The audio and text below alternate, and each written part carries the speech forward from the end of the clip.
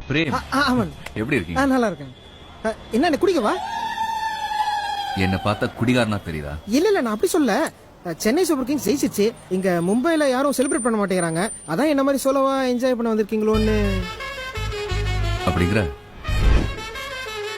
Cheers. Cheers. Cheers. Cheers. Cheers. Cheers. Cheers.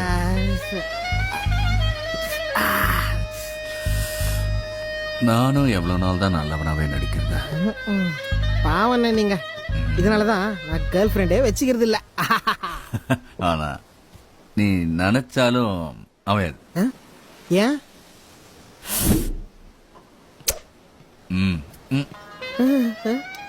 Frame நீ பிறந்ததுல இருந்து எப்படிதானா?